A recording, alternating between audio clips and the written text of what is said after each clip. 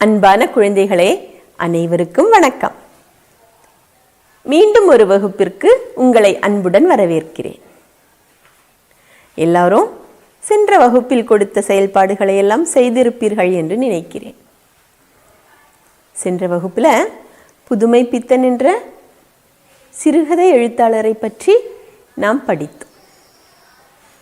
அவருடைய நூல்கள், படைப்புகள் எவையெல்லாம் என்பதை தெளிவாக படித்து வைத்துக் கொள்ளும்படியும் சொல்லியிருந்தேன்.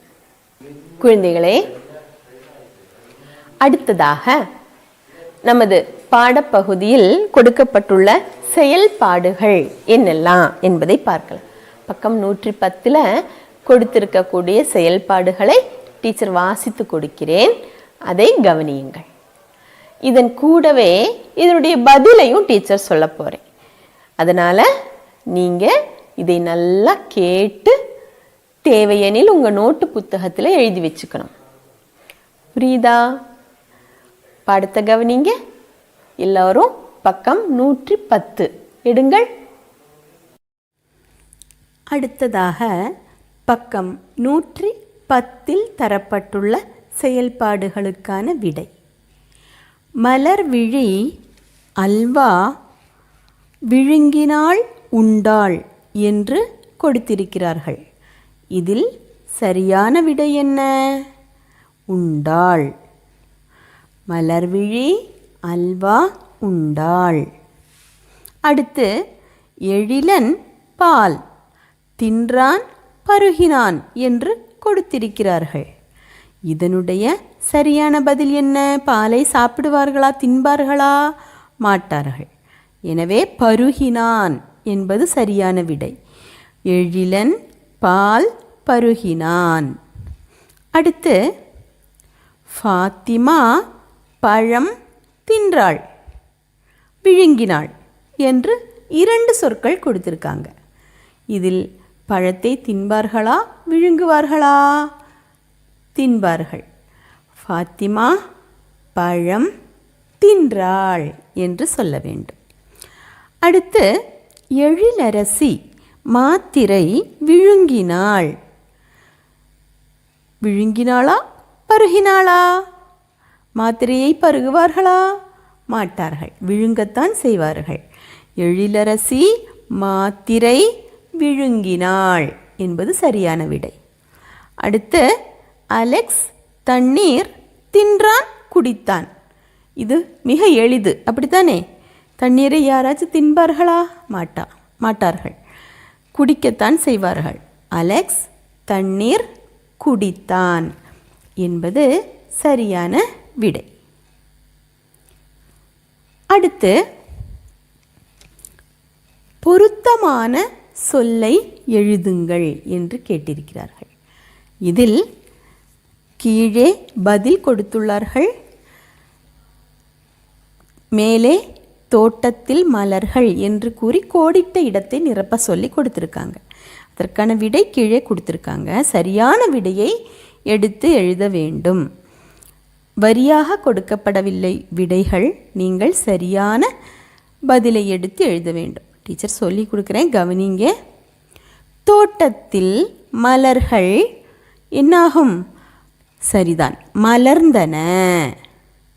அடுத்து தென்றல் காற்று வீசியது. காற்று வீசியதுன்னு தானே சொல்லுவாங்க. ஆமாம். அடுத்தது வானத்தில் நிலவு ஒளி வீசியது என்று சொல்ல வேண்டும். அடுத்ததாக காலை பொழுது புலர்ந்தது என்று சொல்ல வேண்டும். பொழுது புலர்ந்தது என்று சொல்வார்கள். அடுத்தது கடைசியாக பாருங்க, பூக்களிலிருந்து தேன் சொரிந்தது. சொரிந்தது என்பது துள்ளி துள்ளியாக வீழுவதை சொரிந்தது என்று சொல்வார்கள். இன்னொரு பெரிய ரீ போட்டு சொரிந்தது என்றால் நம் உடல் அரிப்பெடுக்கிறது என்று பொருள். சொரிவது என்று சொல்வார்கள். சொறி சிரங்கு என்று சொல்வோம் இல்லையா, அந்த சொறி என்று ஆகிவிடும். இது சிறிய ரீ போட்டு எழுதியிருப்பதால் தேன் சொரிந்தது, தேன் துளி துளியாக விழுந்தது என்று பொருள்படும் சொல். அடுத்து இரு பொருள்பட எழுது என்று எழுதுங்கள்னு சொல்லியிருக்காங்க. இரு பொருள்பட எழுதுங்கள். நாம் இந்த பாடப்பகுதியில் படித்தோம் இல்லையா? கடைக்கு நடுவில் காலை வைத்தால் பறக்கும், காடை பறக்கும் என்று சொல்கிற மாதிரி இங்கே பாருங்க, முதல் ஒரு வாக்கியம் உங்களுக்கு உதாரணமாக கொடுத்துருக்காங்க. மற்றவை நாமளே எழுதிக்கலாம். கவனிங்க. மலை நடுவில் கால் வைத்தால் என்ன? மலை மா லை என்ற எழுத்துக்கு நடுவே கால் வைத்தால் எப்படி வாசிக்க வேண்டும்? மாலை என்று வாசிக்க வேண்டும். மலை நடுவில் கால் வைத்தால் மாலை மனம் வீசும் என்று எழுதியிருக்காங்க. அடுத்தது பாருங்க, பனை நடுவில் கால் வைத்தால், பனை என்பது பாவுக்கும் நெய்யுக்கும் நடுவே கால் வைக்க வேண்டும். அப்போ பானை என்று வாசிப்போம். பானை நடுவில் கால் வைத்தால் பானை உடையும். என்ன செய்யும்? பானை என்பது உடையும் பொருள் தானே, மண்ணால் உருவாக்கிய பானை. அதனால்தான் பானை உடையும் என்று சொல்லியிருக்கிறார்கள். அடுத்து இங்கு காலுக்கு பதிலாக வா வைக்கிறார்கள். அடுத்தது தலை நடுவில் வா வைத்தால் தவளை அது என்ன செய்யும்? தாவும். இன்னொரு முறை சொல்கிறேன் பாருங்க. தலை நடுவில் வா வைத்தால் தவளை தாவும். அடுத்து களை நடுவில் கால் வைத்தால் காளை. களை என்பது பயிரினங்களுக்கு இடையே வளரக்கூடிய வீணான ஒரு பயிர், அதை களை என்று சொல்வார்கள். அந்த காளை என்ற இரண்டு எழுத்துகளுக்கு நடுவே கால் வைத்தால் எப்படி வாசிப்போம்? காளை என்று வாசிப்போம். அப்போ காளை என்ன செய்யும்? வண்டி இழுக்கும். அடுத்து கல் நடுவில் கால் வைத்தால் என்னவாகும்? கல் என்பது கால் என்று மாறும். கால் என்ன செய்யும்? கால் எதற்கு நமக்கு உதவுகிறது? நடப்பதற்கு உதவுகிறது. அப்போ கல் நடுவில் கால் வைத்தால் கால் நடக்கும் என்று வாசிக்க வேண்டும். ஒரு முறை தொடர்ந்து வாசிக்கிறேன், கவனிங்க. அப்போ உங்களுக்கு பனை பானை, தலை தவளை, களை காளை, கல் கால், இதற்கான வேறுபாடு புரிஞ்சிருக்கும் இல்லையா? இனி ஒரு முறை வாசிக்கிறேன், கவனிங்க. பனை நடுவில் கால் வைத்தால் பானை உடையும், தலை நடுவில் வா வைத்தால் தவளை தாவும், களை நடுவில் கால் வைத்தால் காளை வண்டி இழுக்கும், கல் நடுவில் கால் வைத்தால் கால் நடக்கும். குழந்தைகளே, நூலகத்திற்கு சென்று தமிழ் புலவர்களின் புத்தகங்களை தேர்ந்தெடுங்கள், அவர்களை பற்றி சிறு குறிப்பு எழுதுங்கள் என்ற கேள்விக்கு பதிலாக உங்களுக்காக ஒரு நூற்குறிப்பு. இந்த வகுப்பில் உங்களுக்கு ஒரு நூல் குறிப்பு எப்படி தயார் செய்வது என்பதற்காக டீச்சர் ஒரு நூலின் குறிப்பை எழுதிட்டு வந்திருக்கேன். அதாவது நூல்கள் எப்பொழுதுமே நமது நண்பர்கள். அனைவரும் ஏதாவது நூலை எப்பொழுதும் கைவசம் வைத்திருக்க வேண்டும் என்று நான் பல முறை சொல்லியிருக்கிறேன். அதுபோலவே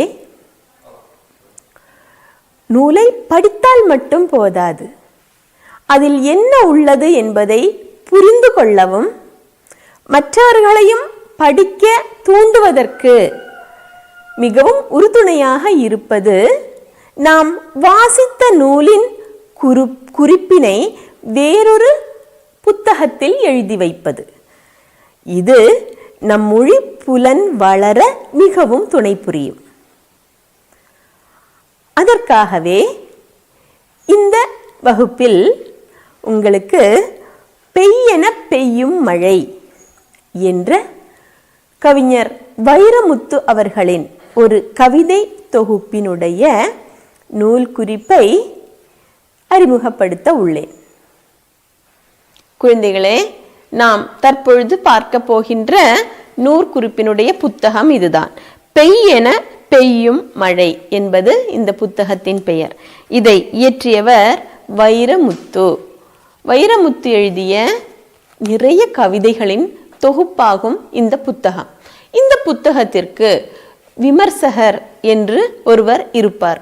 அதாவது ஒருவர் எழுதிய கவிதைகளை வாசித்து அந்த கவிதை எப்படி இருந்தது, அதில் என்னென்ன சரியாக இருந்தன, என்னென்ன தவறுகள் இருந்தன என்பதை சுட்டி காண்பிப்பவர் தான் விமர்சகர். இப்படி எழுதியிருக்கலாம், இப்படி எழுதாமல் இருந்திருக்கலாம் என்றெல்லாம் சுட்டி காட்டுபவரை விமர்சகர் என்று சொல்வோம். இந்த கலை இலக்கிய விமர்சகர் என்று சிலர் இருப்பார்கள். அவர்கள்தான் புத்தகங்களை வாசித்து விமர்சனம் எழுதுவார்கள்.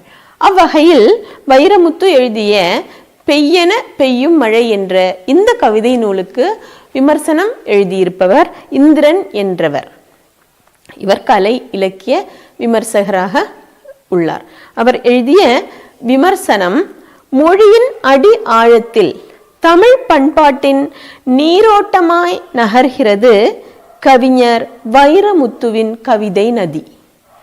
ஒளி ஊடுருவும் சொற்களால் சக மனிதனை நேசத்துடன் தொட்டு பேசுகிறது. வண்ணங்களை ஓவியன் பயன்படுத்துவது போல் இயற்கையை தனது வெளிப்பாட்டு சாதனமாக கையாள்கிறது. சங்க இலக்கியம் போல் இயற்கையை பேசி அதன் மூலம் தன்னையே பேசிவிடும் சாகசத்தை நிகழ்த்தி விடுகிறது. வாய்மொழி இலக்கியத்தின் சுரங்க அறைக்குள் இருக்கும் புதியலை எடுத்து இலக்கிய மொழியை சிங்காரித்து விடுகின்றது.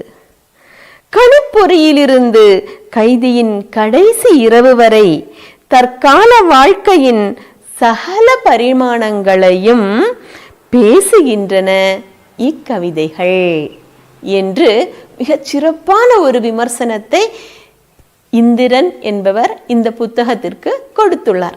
அதுபோலவே கலைஞர், அதாவது முன்பு தமிழகத்தின் முதல்வராக இருந்த கலைஞர் மு. கருணாநிதி அவர்கள் இந்த கவிதையை வாசித்து உணர்ச்சியோடு பாராட்டியதற்காக வைரமுத்து நன்றி சொல்லி ஒரு குறிப்பு கூட முதல் பக்கங்களில் தரப்பட்டுள்ளன.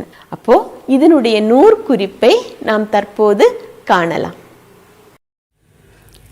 உதாரண நூற்குறிப்பு. புத்தகத்தின் பெயர் பெய்யென பெய்யும் மழை. ஆசிரியர் வைரமுத்து.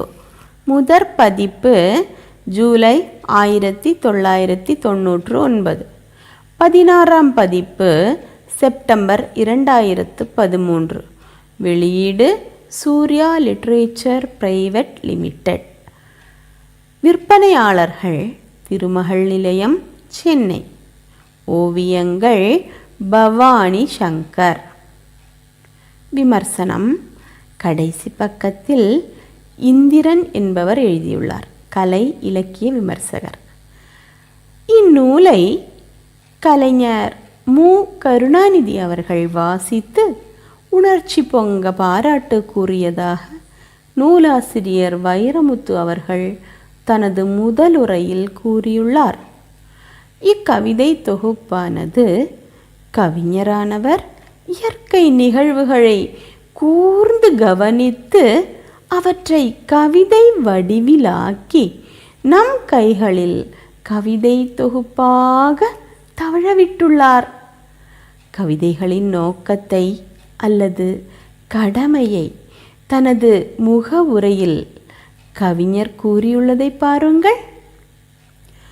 சக உயிர்களை நேசிக்க, சேமித்த கண்ணீரை அன்புக்கு செலவழிக்க கற்றுத்தரும் கடமை இருக்கிறது கவிதைக்கு. சக உயிர்களை நேசிக்க, சேமித்த கண்ணீரை அன்புக்கு செலவழிக்க கற்றுத்தரும் கடமை இருக்கிறது கவிதைக்கு. என்ன ஒரு அருமையான வரிகள்! மனிதன் எழுதிய கவிதைக்கு இத்துணை கடமைகள் இருக்கிறதெனில் மனிதனுக்கு நிறைந்த உள்ளத்துடன் கவிதையை வாசிக்க தகுந்த புத்தகம். குழந்தைகளே, நூற்குறிப்பு மிகவும் எளிய முறையில் எழுதியது. உங்கள் வகுப்பு 4ஆம் வகுப்பு தானே? உங்களுக்கு எழுத தகுந்த முறையில் மிக சுருக்கி எழுதிய நூற்குறிப்பு இது. இது போல நீங்களும் பல புத்தகங்களை, உங்கள் பக்கத்தில் உள்ள நூலகத்தில் சென்றால் புத்தகங்கள் கிடைக்கும், அதை எடுத்து வாசித்து ஒரு சிறிய நூற்குறிப்பை எழுதி உங்கள் வகுப்பாசிரியர்களுக்கு அனுப்பி கொடுக்க வேண்டும். இப்பொழுது சில மொழி செயல்பாடுகளை காணலாம். டீச்சர் அந்த செயல்பாடுகளை தற்பொழுது திரையில் காண்பிக்கிறேன். அதை பார்த்து உங்கள் நோட்டு புத்தகங்களில் எழுதி எடுத்து கொள்ளுங்கள். குழந்தைகளே, கூடுதலாக ஒரு சில மொழி செயல்பாடுகள். இந்த மொழி செயல்பாட்டில் ங க என்ற 2 எழுத்துக்கள், அதாவது இங் இக் என்ற 2 எழுத்துக்கள் ஒவ்வொரு சொல்லிலும் வரும்பொழுது ஏற்படக்கூடிய பொருள் மாற்றம் உங்களுக்கு விளங்கும். கவனியுங்கள். விலங்கு, விளக்கு. அறிஞராக நீயும் தானே விளங்கு. அறியாதார்க்கு அறியும்படி விளக்கு. கலக்கும், கலங்கும். எவர் மனமும் துன்பம் வந்தால் கலங்கும். எருமை மாடோ குட்டை தன்னை கலக்கும். துலக்க, துலங்க. பாத்திரத்தை பளபளவென துலக்க வேண்டும். நீ செய்யும் பணியெல்லாம் துலங்க வேண்டும். பதுக்கி, பதுங்கி.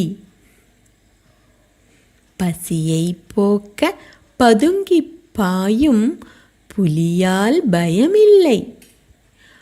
பணம் சேர்க்க பதுக்கி வைக்கும் மனிதனால் பயனில்லை.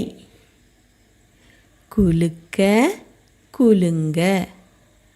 உண்டியல் குலுக்க பணம் கிடைக்கும். உடல் குலுங்க ஆட்டம் பறக்கும். ஒதுக்க, ஒதுங்க.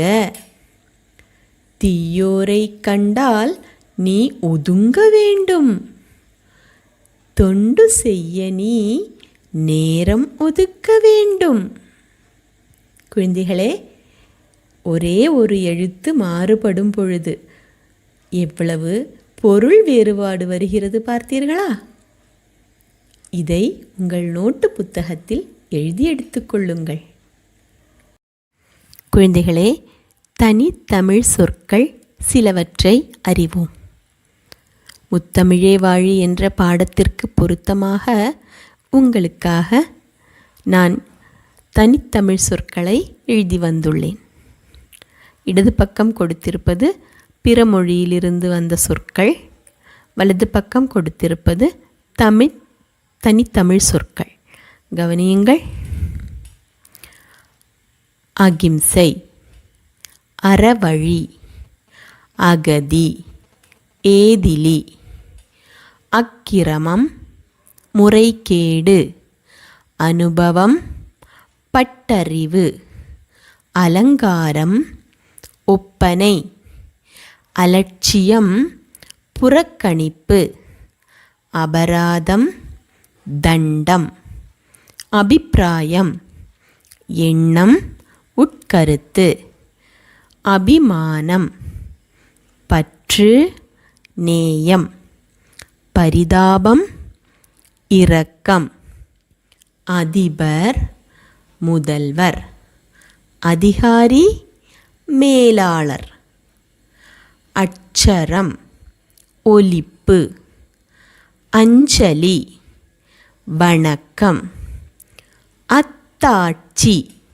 சான்று, அதிசயம், விந்தை, அஸ்தமனம், மறைவு, அசரீரி விண்ணொளி, அபூர்வம் அரிய, அந்நியம் அயல், அவரோகணம் அமரோசை, அபாண்டம் வீண்பழி அவதூறு, அலுவலகம் பணிமனை செயலகம், அன்னாசி செந்தாழை, அலமாரி அடுக்கரை பேழை, அவஸ்தை அவதி துன்பம், அபிஷேகம் திருமஞ்சனம், இலக்குமி திருமகள், லஞ்சம் கையூட்டு, லட்சியம் குறிக்கோள், ரம்பம் ஈர்வாள், இரத்தினம் மாமணி, இராணுவம் போர்ப்படை, ராத்திரி இரவு, ராஜா அரசன், ராகம் பண், ஈனம் இழிவு, உக்கிரம் சினம். குழந்தைகளே, இந்த மொழி செயல்பாடுகளை எல்லாம் எழுதி எடுத்துக்கொண்டீர்களா? அடுத்தது ஒரு மெல்லிசை பாடல் கேட்கலாமா? குற்றால அருவியோரம் என்று தொடங்கக்கூடிய ஒரு மெல்லிசை பாடல் உங்களுக்காக.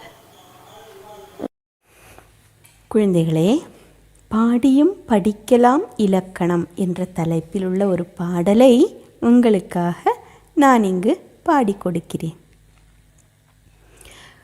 குற்றால அருவியோரம் குயிலொன்று கூவுதம்மா, குற்றால அருவியோரம் குயிலொன்று கூவுதம்மா, குயில் கூவும் ஓசை கூட கசடதபர என்றதம்மா, குயில் கூவும் ஓசை கூட கசடதபர என்றதம்மா, கண்ணே கண்மணியே இதுதான் வல்லினம் கண்மணியே, அடி கண்ணே கண்மணியே இதுதான் வல்லினம் கண்மணியே. எது வல்லினம்? கசட தபர. மேற்கு திசை பூங்காவிலே மயிலொன்று அகவுதம்மா, மேற்கு திசை பூங்காவிலே மயிலொன்று அகவுதம்மா, மயிலகவும் ஓச கூட ஞன நமன என்றதம்மா, மயிலகவும் ஓச கூட ஞன நமன என்றதம்மா, கண்ணே கண்மணியே இதுதான் மெல்லினம் கண்மணியே, அடி கண்ணே கண்மணியே இதுதான் மெல்லினம் கண்மணியே. எது மெல்லினம்? ஞன நமன. கிழக்கு திசை காட்டினிலே யானையொன்று பிளிருதம்மா, கிழக்கு திசை காட்டினிலே யானையொன்று பிளிருதம்மா, யானை பிளிரும் ஓசை கூட யரள வழல என்றதம்மா, யானை பிளிரும் ஓசை கூட யரள வழல என்றதம்மா, கண்ணே கண்மணியே இதுதான் இடையினம் கண்மணியே, ஆடி கண்ணே கண்மணியே இதுதான் இடையினம் கண்மணியே. எது இடையினம்? யரள வழல. அதிகாலை வேளையிலே அழகு சேவல் கூவுதம்மா, அதிகாலை வேளையிலே அழகு சேவல் கூவுதம்மா, சேவல் கூவும் ஓசை கூட வல்லினம் மெல்லினம் இடையினம்மா, சேவல் கூவும் ஓசை கூட வல்லினம் மெல்லினம் இடையினம்மா, கண்ணே கண்மணியே இதுதான் இலக்கணம் கண்மணியே, அடி கண்ணே கண்மணியே இதுதான் இலக்கணம் கண்மணியே, அடி கண்ணே கண்மணியே இதுதான் இலக்கணம் கண்மணியே. குழந்தைகளே, கசட தபர வல்லினமாம், ஞன நமன மெல்லினமாம், யரள வழல இடையினமாம். குழந்தைகளே, இந்த செயல்பாட்டுடன் இப்பகுதியின் அனைத்து பாடங்களும் நிறைவடைகிறது. இந்த பாடத்தினுடைய அலகு மதிப்பீட்டை பாருங்கள். இதற்கெல்லாம் நீங்கள் பதில் எழுதி உங்கள் வகுப்பாசிரியர்களுக்கு அனுப்பி கொடுக்க வேண்டும். அலகு மதிப்பீடு. உரைக்கு ஏற்ற குறள் எழுதுங்கள். செல்வங்கள் பலவும் உண்டிங்கே, செவிவழிச் செல்வம் சிறப்பன்றோ. இதற்கான குறள் நீங்கள் எழுத வேண்டும். உணவை அளிப்பான் விவசாயி, உலகுக்கவனே அச்சாணி. இந்த பொருளுக்கான குறளையும் எழுத வேண்டும். அடுத்த கேள்வி, உரையாடல் எழுதுங்கள். மகன்: எதற்கப்பா இத்தனை ஆணிகள்? தந்தை: கோபம் வரும்போதெல்லாம் ஒவ்வொரு ஆணியை எடுத்து சுவரில் அடி. அதன் பிறகு மகன் சொல்வது, தந்தை சொல்வது, மகன் சொல்வது, தந்தை சொல்வது என்னவாக இருக்கும் என்பதை எழுத வேண்டும். மூன்றாவது கேள்வி, பாடலை வாசித்து கருத்து எழுதுங்கள். தொடர்ந்து தினம் வருவோரை அன்பால் நேசிக்கும் மனம் இருந்தால் துன்பம் தொல்லை வருவதில்லை, பாழ்பட்டு வாழ்வு போவதில்லை. இந்த பாடலுக்கு என்ன கருத்து என்பதை நீங்கள் எழுத வேண்டும். அடுத்து நான்காவது, தொடர் எழுதுங்கள். உதாரணமாக கம்பு கயிறு என்று கொடுத்துள்ளார்கள். நான் கம்பை கயிற்றால் கட்டினேன் என்று தொடர் உருவாக்கியுள்ளனர்.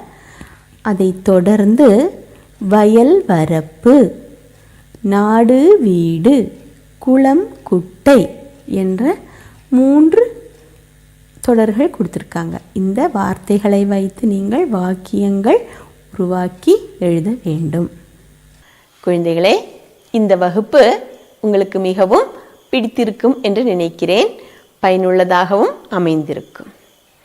மொழி பாடத்தின் அம்சங்கள் உள்ளடங்கிய இந்த வகுப்பிலிருந்து தற்பொழுது நான் விடைபெறுகிறேன். அனைவருக்கும் நன்றி.